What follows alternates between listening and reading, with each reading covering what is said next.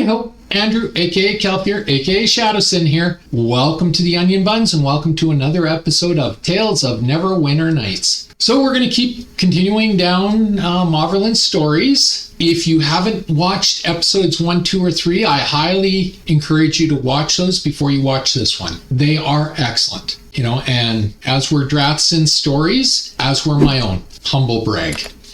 And yeah, so please watch them all. If you enjoy fantasy, if you enjoy drow culture, you will love these. You will enjoy these. So without any further ado, let's get on to episode 4. The Wine Ceremony by Maverland. Having some time on her hands and wishing to learn of her new heritage, Maverland called upon the Yathrin Erilana, finding her in the Garden of Neverwinter. Since Eri was busy talking to a strange spirit and the Velga Jabuk, she made her apologies for intruding. Starting to leave, Eri waved her back, saying, "Nah, Maverland, you may join us. Our business here is finished." Interest peaked as Mav watched the spirit depart. Eri then gestured for Maverland and Relithar to follow her, saying, "We should head back to Relevant." On their journey back, Erilana, Maverland, and Relithar stopped by a tavern for a drink to soothe their thirst. Once at the tavern, Relithar acquired a private room so they could speak without fear of being overheard. At last, secure against spying eyes, both took seats at the small table. As the two made themselves comfortable, Relithar leaned casually against the wall, his eyes moving constantly. As they chatted of recent events and rumors, Maverland looked up and slyly asked, "Relithar, would you get myself and Ariana a nice bottle of wine? Add a bit of spice as well." Maverland smiled mischievously as Relithar nodded quietly and turned to open his pack. While Relithar retrieved the flask of wine and 2 goblets made of silver from his pack, kept there for just such emergencies, the Yathrin and Mistress continued to speak of house matters and intrigue. Relithar set the 2 silver goblets on the table and poured wine into each until they were about 3/4 full. As he drew his dagger, he noticed their eyes drawn to him and his actions. Their conversation drifted off as they watched his every movement. They both seemed memorized by Relithar's actions and fluid movements. Relithar slowly opened his tunic, revealing the ancient scar on his chest from the now-gone Yathrin Tenora. Maverland took a quick breath at the sight of the massive scar, while Ariana merely raised an eyebrow.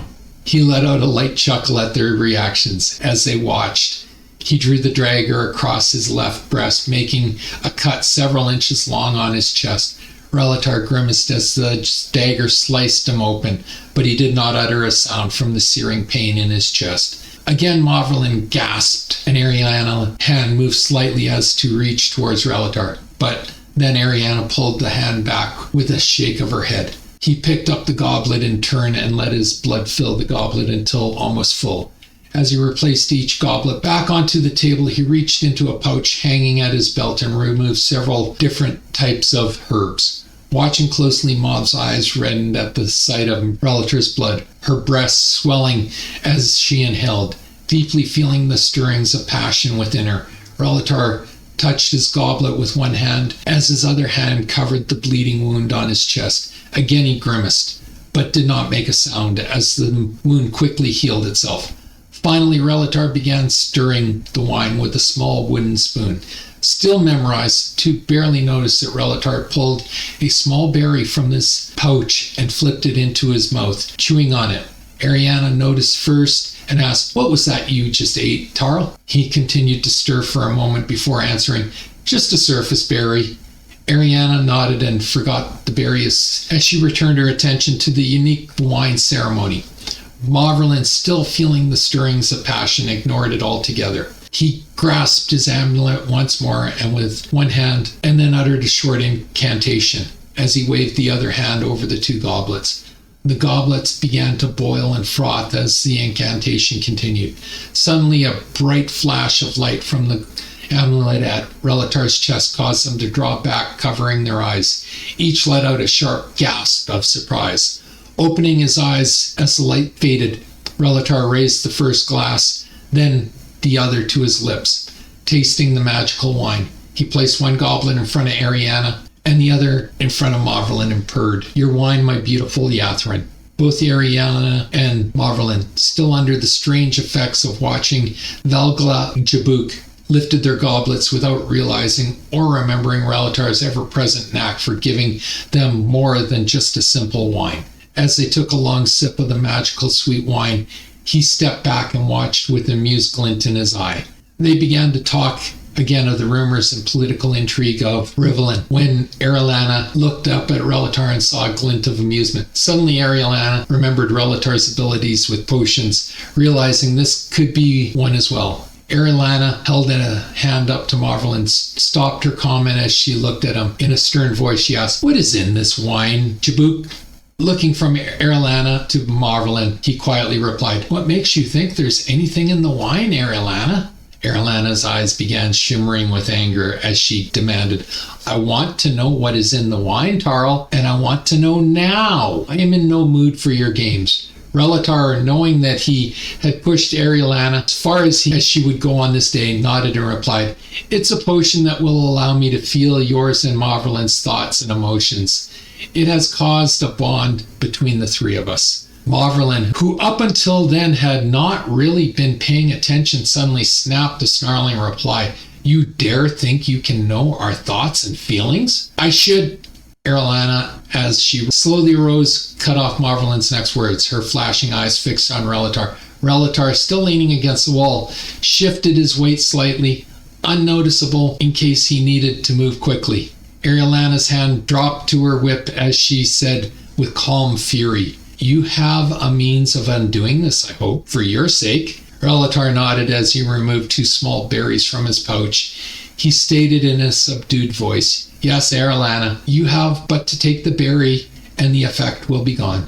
But there are benefits to keeping the potion. The bond between the three of us was already there. This merely strengthened it." He handed the berry first to Arilana and then Marvelin. Both looked at Relatar for a long moment. Then Relatar looked at Arilana for guidance. Arilana put the berry away as she replied, "We will see how this bonding potion of yours works, Relatar, and then I will decide. But I warn you, Jabuk, do not ever give me other than wine again, or my retribution will scour your soul." Relatar bowed slightly as he murmured, "As you command, my Yathrin." Marvelin, after watching the exchange between Arilana and Relatar, also put the berry away and stated, "I shall wait as well. This could prove most interesting indeed." Arilana turned to Marvelin and said her loves, giving Relatar a fierce glare as she bowed to her, then glided from the room to return to her chamber at Quellar Relatar. Desires and devotions.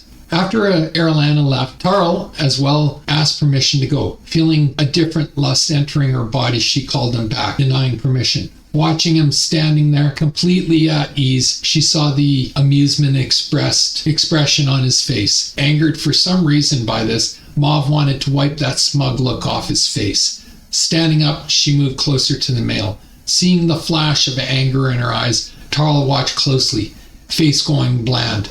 "And what is it you wish, mistress?" he inquired, moving ever closer still, until her body was almost touching his. She looked up. "Can't you guess, Tarl?" "Now, why don't you tell me, mistress?" He chuckled. "For I do not wish to offend you," he commented with a slight gleam in his eye.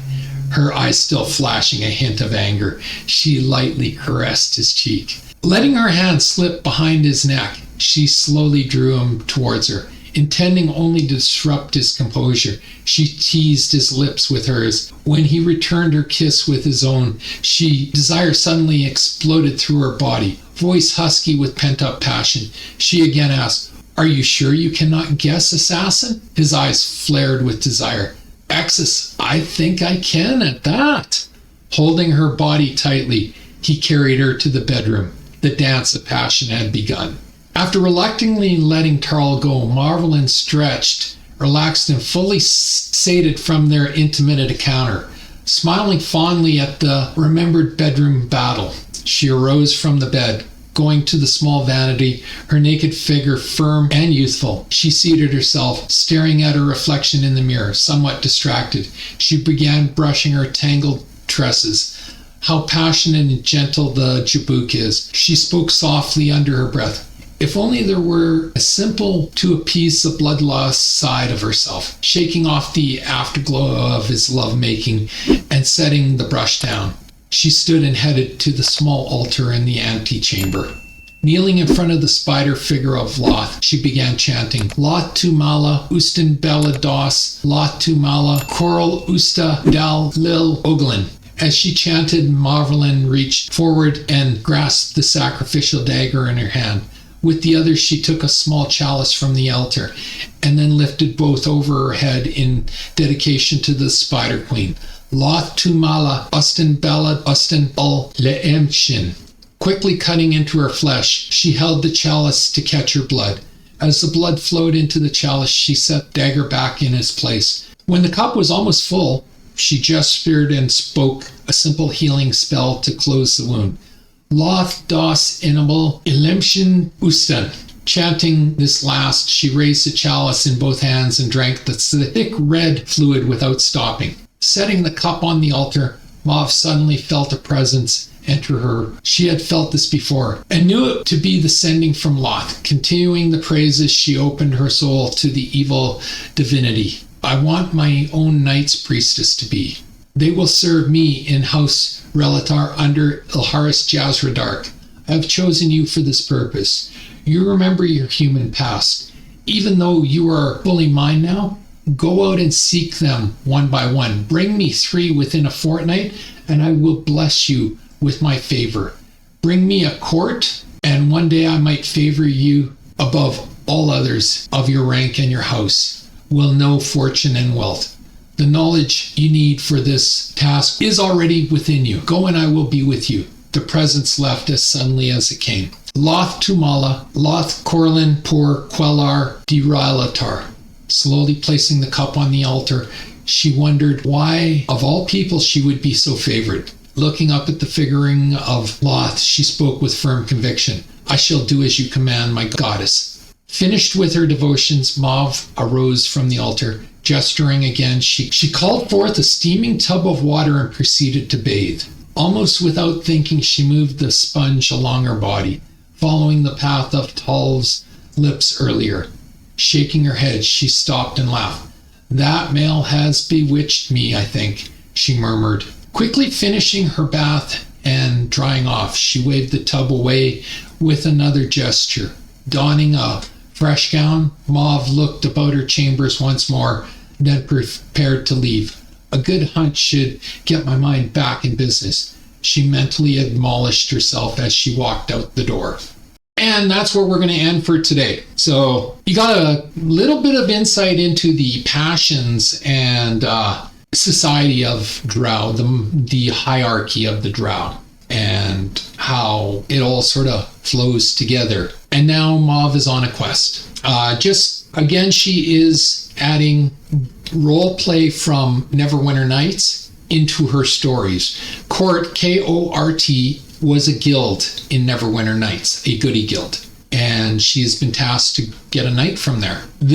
All of this took place long before I joined this guild, so this is all new stuff to me. And the guild I was in as a goody guild core was the largest goody guild in the game. But getting goody players to role play with the Drow was actually quite a challenge. I remember one time they could not get one, so they asked me to roll up just a generic paladin to be sacrificed to Loth in a role play, because I understood the role play, and so I did that, and it was a fun session. But getting goody players, it was not only because they were goody players, but because, as I've mentioned before, the cost of Neverwinter Nights, it was $20 for 20 hours on AOL, not just Neverwinter Nights, but all of AOL per month. And then for Americans, it was $2.95 an hour after that. And for Canadians, it was $3.95 an hour after that. So, you do a role play, let's say 3 hours. Well, that's $9 American and $12 Canadian. And this was in the 90s. The Neverwinter Nights ran from 1991 to 1997. So this was in the 90s. So $9 and $12 are what? That's like $15, $20 nowadays. So it was harder to get people to come in and do those role plays. So anyway, interesting stuff. If you enjoyed this video, leave a like, a subscribe, and a share. I'm trying to grow my channel, and a like, a subscribe, and a share does me wonders, and I do appreciate it. Takes 1 second to subscribe, costs you absolutely nothing, helps me immensely. Just hit the subscribe button on the bottom of the screen. If you're watching this on Rumble, please follow my channel. Always feel free to leave a comment. As I keep saying every week, if you have role plays of your own that you wish to share, you can contact me through Rumble, you can contact me through YouTube, you can contact me through Calfier on Facebook, and just send me your role play in a private message, and I will put it on file. And when I'm finished with all of these, I will get to your role play, and I'll give you full credit. I'm not looking to steal credit from anybody. I'll give you full credit, and it doesn't have to be Drow Society. It doesn't even have to be fantasy. It could be science fiction. The only thing I'm going to say is, as far as the erotica goes, this was about as far as I ever want to see on erotica. If you go deeper into that, I won't be reading it. But otherwise, yeah, please send it, and that's that. Also, leaving a comment really does help me with the YouTube algorithm and getting more eyes on my videos. And as always, pew pew pew and shit. Thanks for watching. Have a great day. Bye.